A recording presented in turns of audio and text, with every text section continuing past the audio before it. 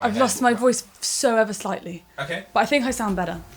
Yeah, see what you think of that. How much leeway, you know what I'm like, I move around. How much leeway do I have? Yeah. Can you see my hands though? I'm feeling like I'm... Yes. Are you comfortable? Yeah, I'm alright. yeah. I can pause, right? If I'm just like, if I have a little think. I'd rather have a really long pause and a good answer than like... Exactly. There you go. I'm too professional. What, I can't remember what the question was. I asked you about describing a day before. Hello or hi? My name is Emily. Mostly I grew up in the countryside, so kind of running around people's farms. My mum used to read poems to me all of the time around the house. She'd be doing the washing up and reciting. It's always been a big part of my life. My mum used to take me to church. They'd ask me to write kind of poems about Easter or Mothering Sunday, and I'd read them on stage. I was a very anxious child. I was always really frightened of quite a lot of things. So it was a nice controlled way of me standing there. I got to read things that made people, you know, happy. When I was about 13, I noticed that I was feeling really sad. It was lasting for a long time, and there wasn't really any reason. I wasn't eating, and I would sleep a lot. It felt like this physical weight on top of, you know, like pushing down my shoulders. Every day it felt like I'd run a marathon. The things that usually made me feel really good or usually made me laugh or, you know, it tasted good, all of that went. And I'd stopped seeing my friends. Okay. So my mum took me to the doctors, and we... touching my face. Yeah. Do you know what? My mum didn't take me to the doctors because I took myself. Because people around me would say, well, you're a teenager now. That's why you're feeling really emotional. And I had a really lovely doctor who said, no, there is something wrong. They put me through to some therapy. And they also decided to maybe try me on some medication. I got better and I felt better. But then it started getting maybe a little bit too much. I had too much energy that I couldn't sleep at all. I'd spent so much money. Things I didn't need, things I didn't even like. My brain was going at 100 miles an hour. I started thinking that people were following me, that there were cameras in my house. So my mum took me back to the doctors. And it was at that point that they realised that obviously I have times where I'm really low, but if you also have the high points as well, then you have something called bipolar disorder. Bipolar disorder is a mood disorder. And people who have bipolar disorder might just wake up one day and feel really happy and nothing's changed. It's just a chemical in their brain has been firing off a little bit too much. Or some days I would wake up and feel really sad for no reason whatsoever because those chemicals in my brain have just like drained out. A useful way to think about your moods when you have bipolar disorder is to think about them on a scale from 1 to 10. So number 1, I'd probably wake up sometime in the afternoon. So we've already lost most of the day. And at the absolute worst, I would lie in my bed awake, staring at the wall, and I would be unable to turn over to the other side.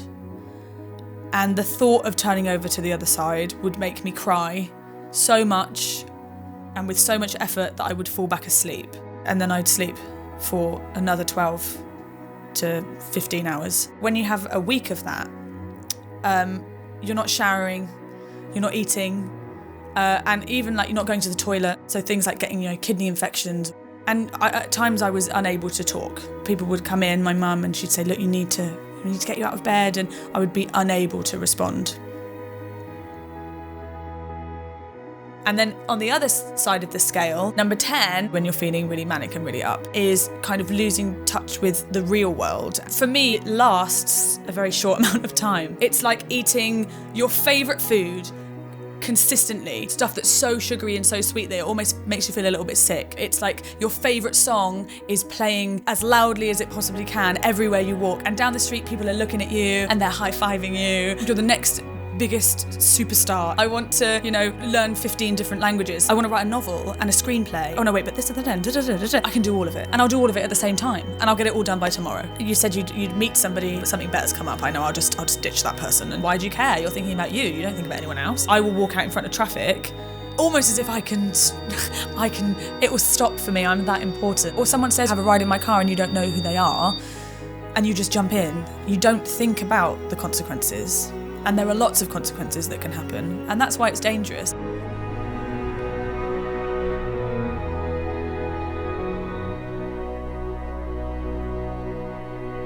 If you have a mental health disorder, that's it. Like, I just have this for the rest of my life. My brain is wired in a different way. And I knew from when I got the diagnosis that I can't be the only one who feels frightened about this. In life, at least 1 in 4 people will have moments where they have a really tough time with their mental health.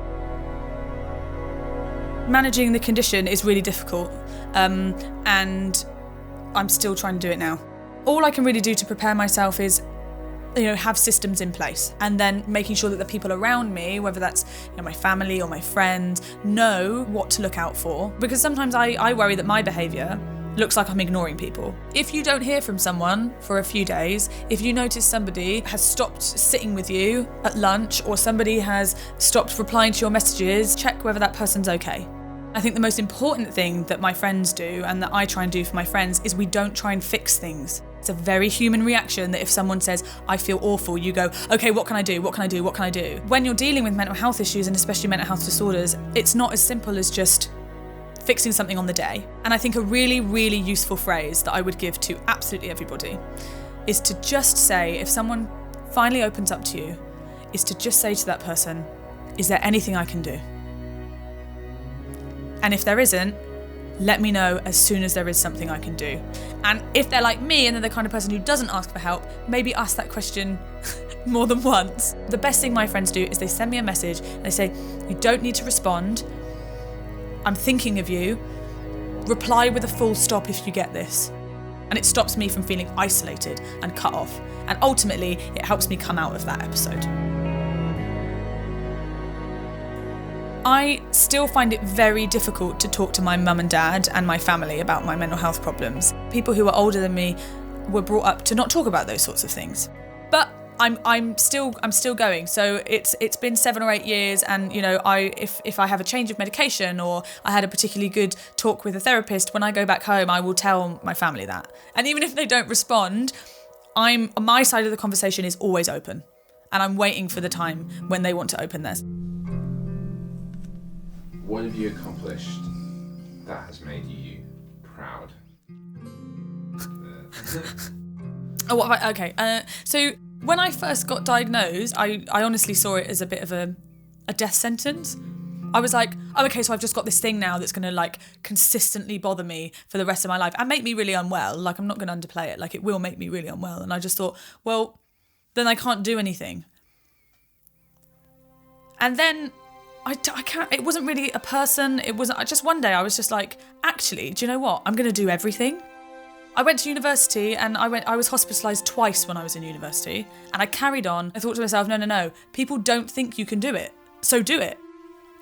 Becoming a teacher, I never thought I'd be able to do that. And when I wanted to become a teacher, I messaged lots and lots of people and I said, do you know any teachers with bipolar disorder?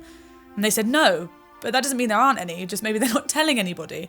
And I was like, well, there you go. I'm going to become a teacher and I'm going to tell everybody I've got bipolar disorder, because this is doable. Actually, the world is bigger than just, me having to deal with this on my own. There are people out there who will support you. I write poetry and people let me perform it, which is really lovely. When I went into hospital, everyone was like, you're going to have so much to write about.